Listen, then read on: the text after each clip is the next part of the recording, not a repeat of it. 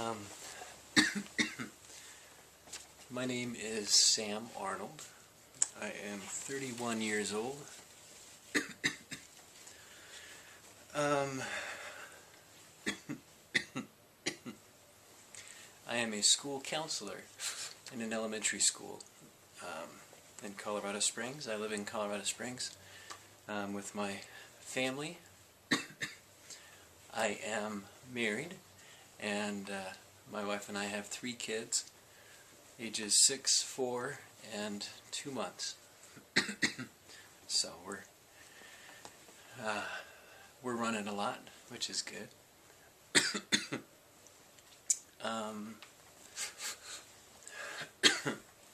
My son actually will be 7 in October, so he's pretty adamant that we mention that when we talk about his age. He's 6, but he's very, very nearly 7.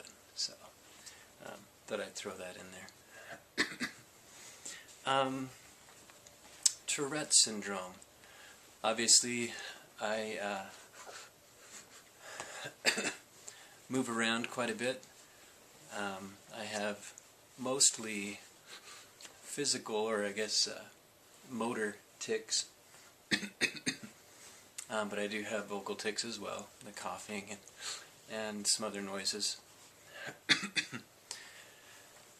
The beginning was when I was about 9 years old,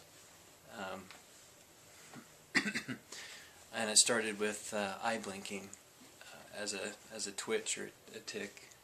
I didn't know what a tic was back then, but just a twitch is what I knew it as. And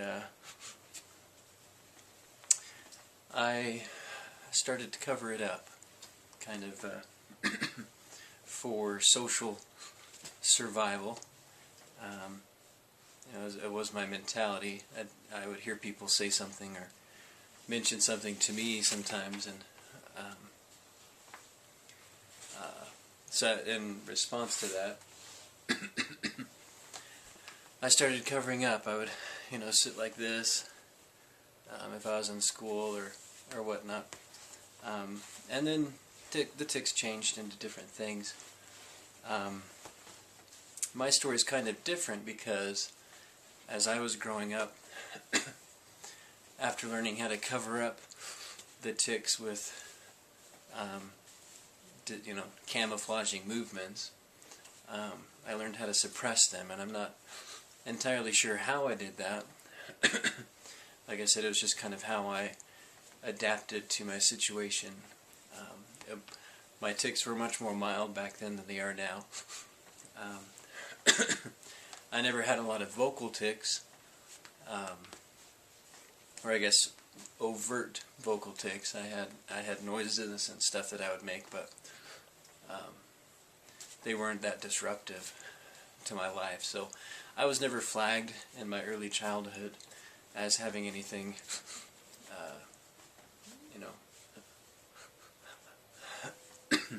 as far as Tourette's or anything like that wrong with me. I did well in school, but in suppressing the tics, I had an interesting reaction. In talking about it right now, I'm kind of looking back in hindsight and sharing what doctors have talked with me about recently. Back in the experience of it all, I didn't know what was going on. But anyway, the doctor's theory, one of the doctors that I've spoken with, his theory is that by suppressing the tics outwardly, my tics moved inside, and so for 20 plus years I was what I called sick pretty much every day. And what that was like is basically kind of like having flu symptoms, soreness, achiness, tired, in my muscles and whatnot, and then that feeling would move inside. inside my body further, and I would have, symptoms similar to the stomach flu, I guess. And I thought it was a food allergy. I thought it was everything from lactose intolerance to just all kinds of things. So I would adjust my diet regularly, but it never seemed to make a difference. And then this past summer, so quite recently, I somehow had the thought of wondering if my sickness was related to my tics. And by this time I knew what Tourette's was. I received a master's degree, earned a master's degree in counseling, obviously for my job. And in one of my clinical diagnosis classes, I studied Tourette's. I heard about Tourette's and studied it, and recognized the symptoms within myself. At that point, about a year, or I guess 2 years ago, 2.5 years ago, something like that, I had started to notice not only the being sick every day, but my my physical tics and twitches and things were starting to come out. So I had not only the internal but also the external tics starting to happen. So it was in my awareness, and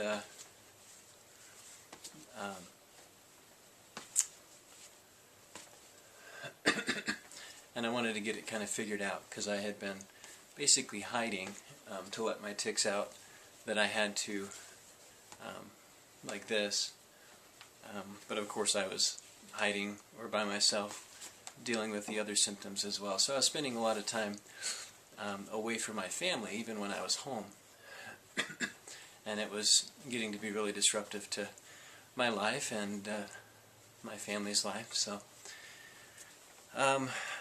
so I started to look into it and discovered the Tourette's. The frustrating part was that, I came home that night after first learning about it in class, and told my wife, I think I have Tourette syndrome, and I called my mom that same night, and told her I think I have Tourette syndrome, and the response was similar. Was, yeah, I've seen you twitch every once in a while, so I can kind of see that, is basically what they said. And of course I knew that it was more than that, but the frustrating thing was I couldn't show them. I had covered up the tics for so long and suppressed them for so long that my natural, kind of my default mode was to not allow myself to tic in front of people. And even though I wanted to share more of what I was experiencing inside, and I started watching YouTube videos of people with Tourette syndrome, and something kind of clicked one night after watching a individual video and relating to the person, and seeing a lot of myself in this person. And so I turned on the video camera and was able to, for the first time, let myself tic, talk about Tourette's, talk about some different things, and that's the first video that I posted on YouTube. I shared that with my wife the next day, and kind of freaked her out a little bit, but at the same time it was really healing, because of some of the turmoil from our relationship over the years, that I can get into later, I suppose. But it offered her understanding and a level of empathy, I think, that she had struggled to feel before because of some of the things that I'd done, and it was healing for me too, because a lot of those things that I had done, I would beat myself up and say, why do I do this? I know it's hurting people. I know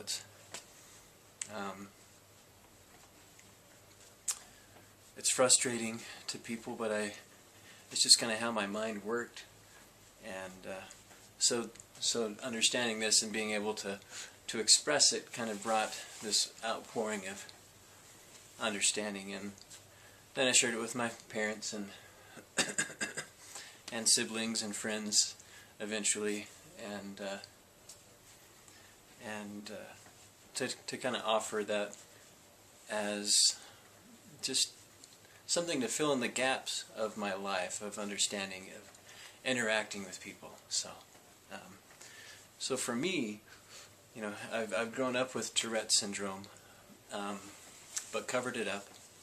I experienced some pretty negative side effects from that. I don't know if that's common or if others would experience similar things, but that's what it's been like for me, in suppressing it.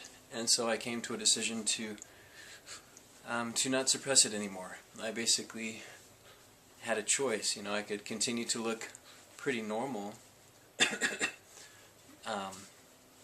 and be sick, or I could look like this and not be sick. So that next day after making the first video was just incredible for me physically, and I continue to have those same benefits health-wise.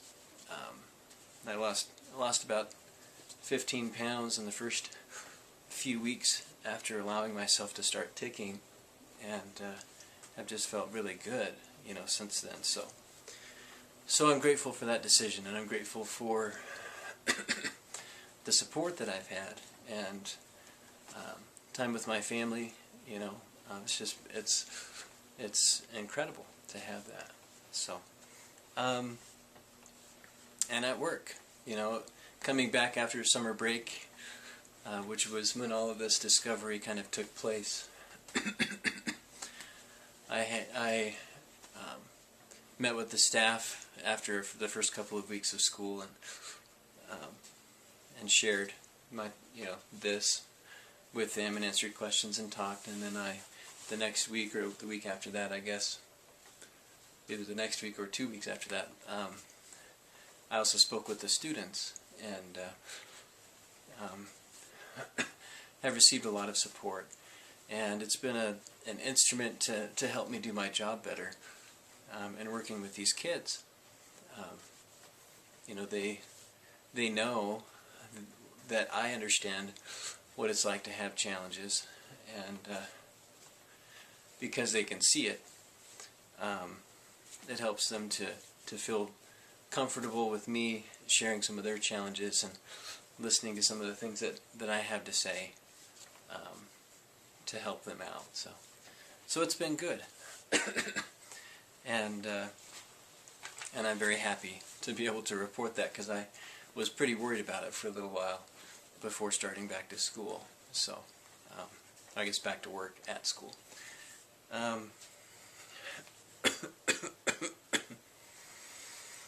Let's see. So a day in my life, during school time, 9 months of the year, I'm waking up usually around 5:15 or so, to get ready, get to school by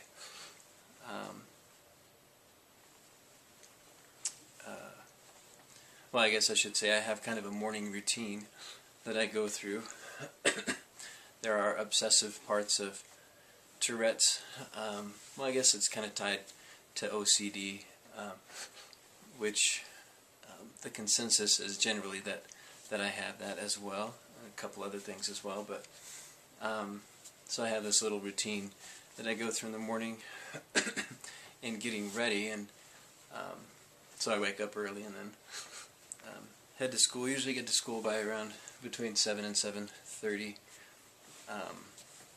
Start working at 7:40 with lunch duty, or it's actually breakfast duty, at the school. basically just supervising the kids as they come in to get breakfast. It's a pretty our school offers breakfast for students who qualify for the free and reduced lunch, and then anybody can come and buy breakfast as well. But so we have a lot of students come in and have breakfast in school. And I get to welcome them in the morning, which is nice, and talk with some of their parents as well when they come in. And then I just start my day. All kinds of different things happen. I do teach regularly, and counsel kids who have needs in between. A lot of different things go into being a counselor. So busy, busy, busy until about the kids leave at 3:10, and I leave between, usually between 4 and 5:30, depending on the day and what I'm doing, to get ready for the next day, or to work on stuff that I didn't get done because of fires that needed to be put out. Come home and try to spend as much time as I can with my family, and enjoy my family, my kids here, my beautiful wife. We usually have dinner at the table together, which is nice. I didn't do that growing up with my family as much, but my wife did, so I'm grateful for that habit that she has, that we have adopted in our family.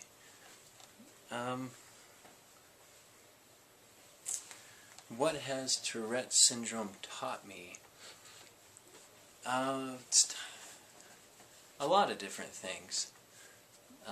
It's taught me about humanity. I feel like one of the gifts that I've been given, and I think it's tied to Tourette syndrome, and dealing with things growing up. I should say that I wasn't totally free of some of the negative things that happen with Tourette syndrome. I alluded to that earlier. I experienced bullying and getting beat up and teasing and things like that a lot of kids do that have Tourette syndrome. I did experience those things. That's part of the drive that I had, to learn how to suppress and cover up the tics. And I don't know, I feel like I have this empathy, natural empathy for people, to understand where they're coming from and what they're experiencing and what they're feeling. And and I feel like Tourette's is part of that. That's one of the the gifts, I think, I've heard and read of others who have Tourette syndrome, that are involved in the mental health community or counseling or psychology, helping people, or just people in general with Tourette's being fairly empathic. And so I count that as something that Tourette's has taught me and helped to be a part of my life. And it's, of course, one of the driving factors in my job choice. I have had a pretty rocky job history until I went and got my master's degree, which is one of the challenges that I had in my relationship with my wife. I guess I can explain that. Part of my issues are I have these obsessions that I get that will last anywhere for a day to a month, sometimes longer. And it's either a topic that I want to study, or a business idea, or you name it. One of my wife's least favorite phrases that comes out of my mouth is, "Hey honey, I got an idea." Because that's usually followed with, some description of some elaborate plan that I've come up with over the last however long I've been working on this obsession, and she knows what happens after that. The obsession dies, and it's replaced with something else. And so I moved from one thing to another in my interests, and for a little while I did that in my jobs, and we ended up losing our home, so there was a challenge there. We now live in a mobile home, and are kind of rebuilding. But it's been, with the challenges, Tourette's has been part of the healing process. My wife coming to understand me better, and me understanding myself better.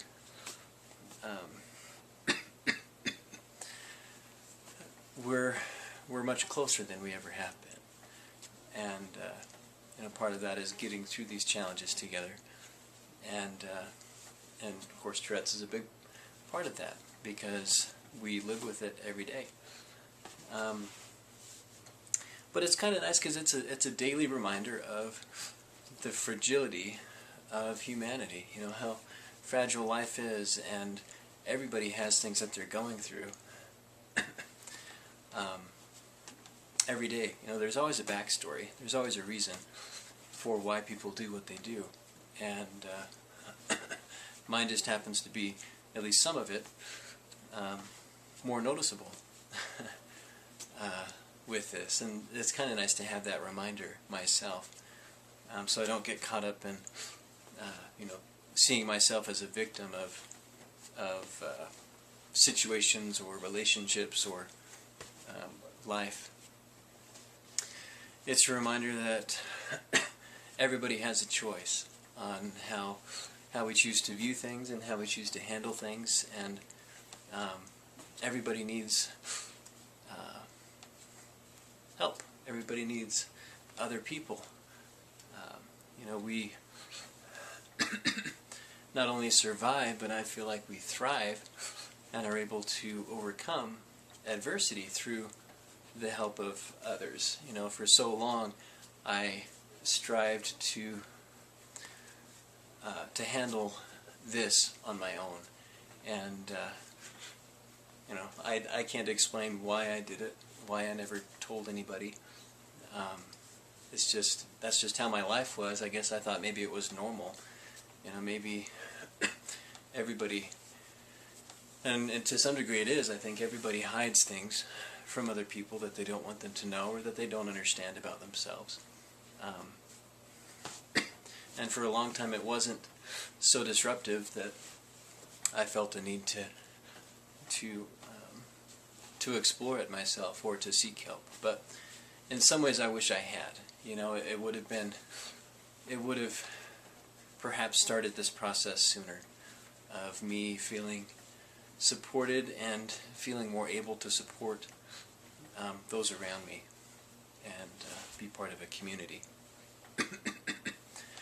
So, but there's a lot of things that Tourette's has taught me, and that I'm grateful for.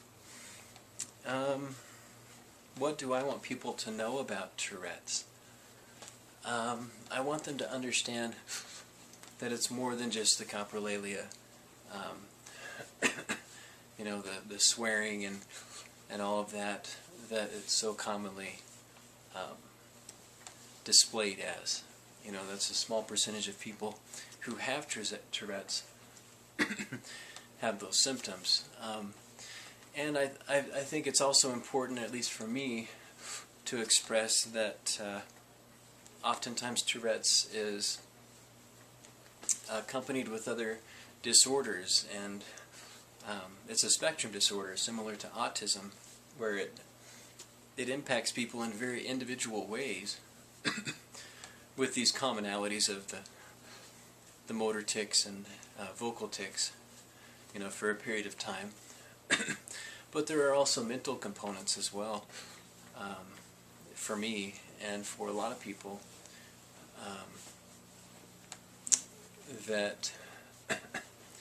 that a lot of people don't understand, that affect behavior.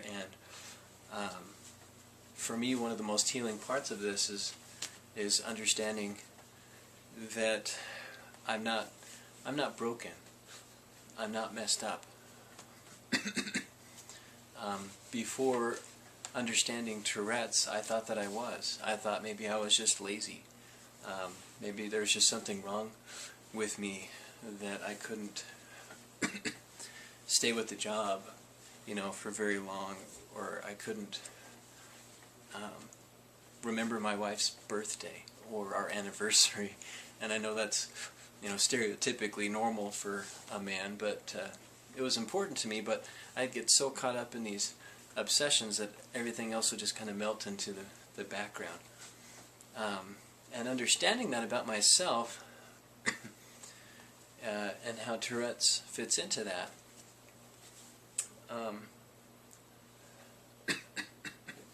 helps me to deal with it and to create systems to help myself remember, and to when I realize I'm starting to go down this obsessive path, I can kind of pull back on the reins a little bit, and in some ways, letting these tics out and not suppressing them helps me to handle more readily the backstory of my Tourette's, the more mental and emotional aspects of it, and work on those things. I love being a counselor, and part of the reason I love that is because there are always new things coming up. Every day is different, and every day has surprises. And one of the things that I love about life is learning about a problem and trying to find a way to help solve that problem. That was kind of the driving force behind a lot of my obsessions and business ideas and all of those things. So being a counselor is a really good fit for me, and for me with Tourette's.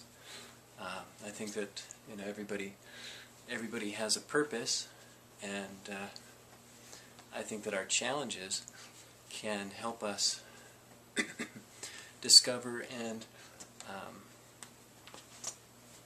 thrive in that purpose. And so that's some of what I want people to know about Tourette's. It's a very personal thing, but people with Tourette's are normal people. We experience life through our eyes, just as others experience life through their own eyes and perspectives.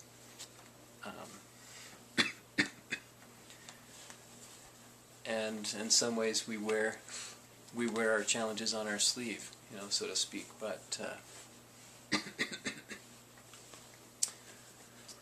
But there's a level of honesty that comes with that can be a very positive part of a person's life when they have Tourette's, and something that others may want to emulate is that level of honesty and understanding that this is who I am and this is how I live, and it's okay. It's okay to be this person, and it's okay to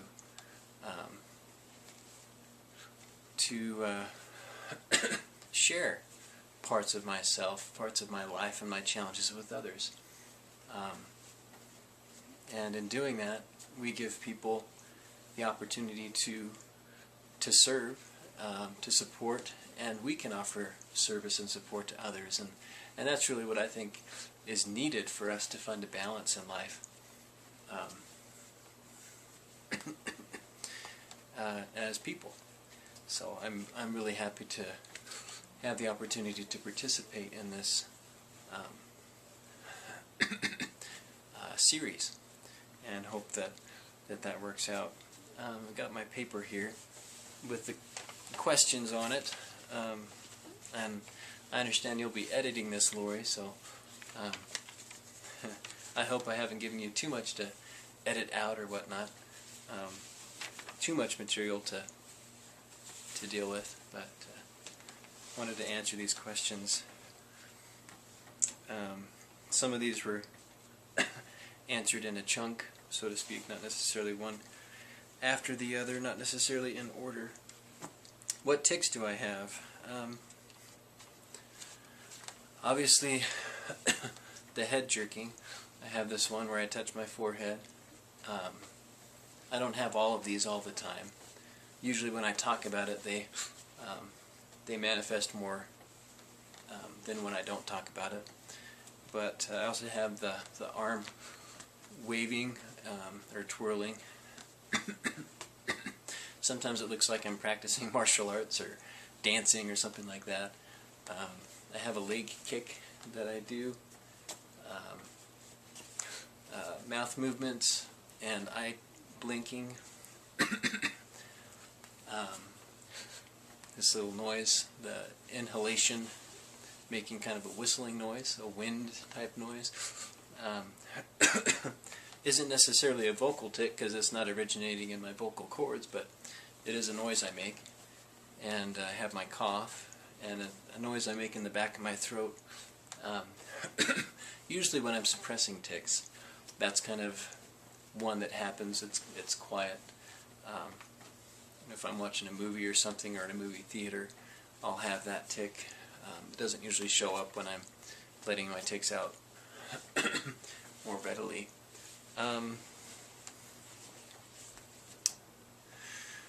One dominant tic. I don't know that I have one dominant tic.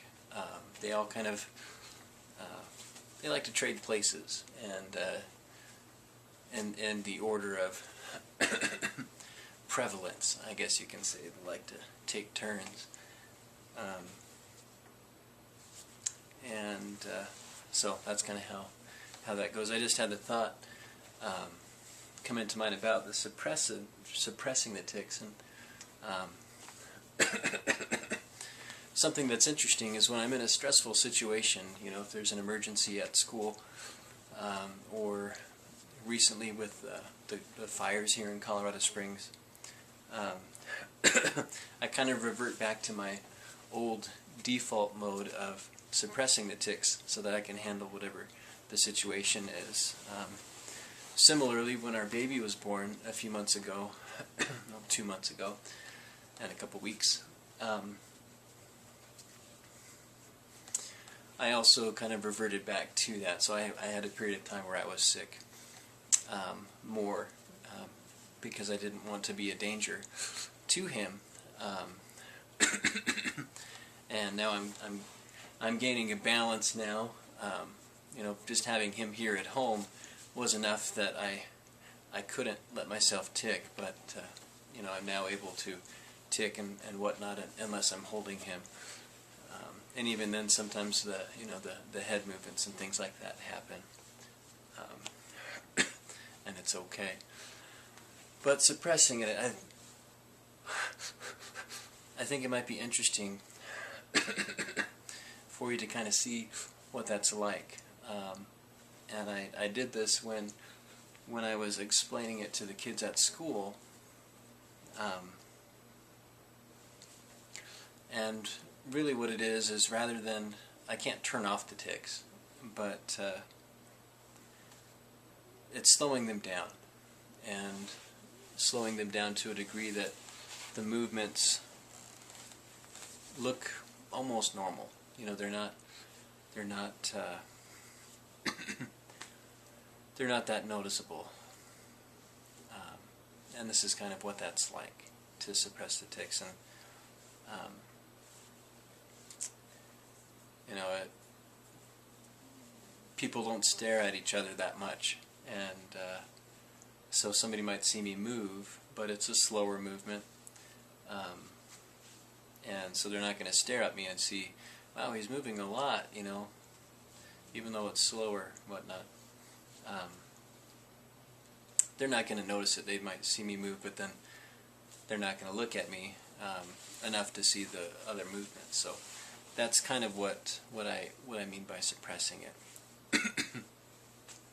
if I do this for too long, then I'll start to get the muscle aches and the pain that kind of comes with that, the fatigue, and then after a period of time, the sickness will kind of set in that I dealt with for so long.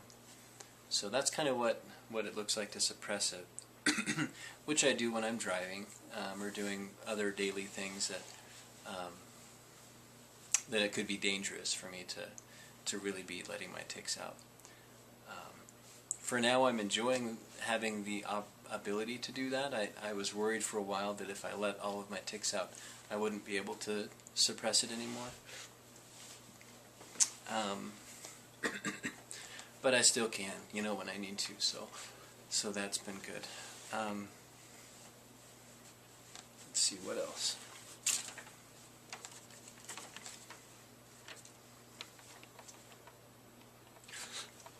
Obviously, reading sometimes is hard, but I am getting used to finding my place again after my head jerks away.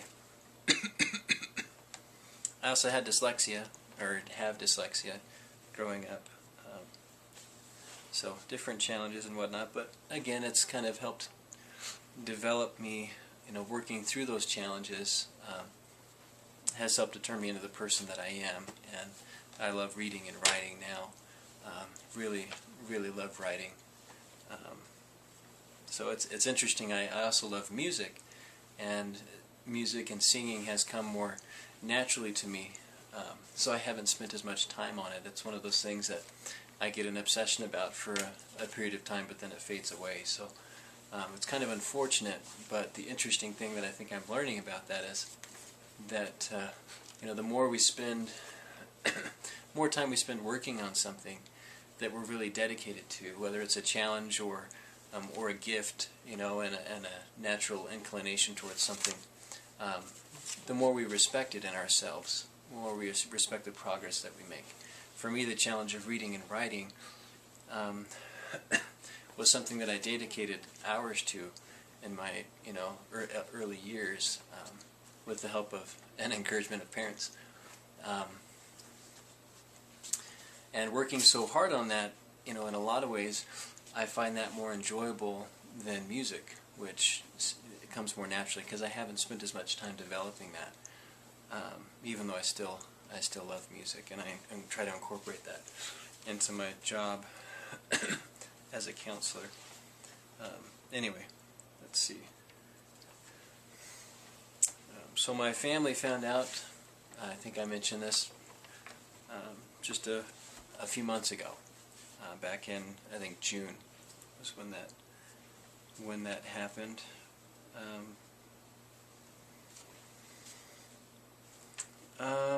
Are there certain situations where it's harder having my Tourette's? There are some times when I still suppress, at school when I'm around parents.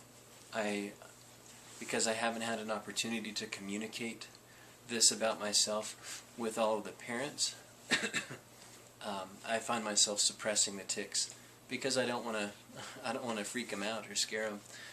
Think, who's that guy? What is he doing here at this school with our kids? So I get that. I get that it can be uncomfortable to see somebody ticking like this, and I have two kids at school who have some special needs, and occasionally will ask me if I can stop ticking because it kind of bothers them.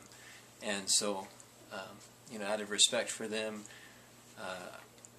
for the time that I have my lesson with them or am meeting with them, I'll suppress the tics a bit so that they can be more comfortable, because I don't want it to be distracting.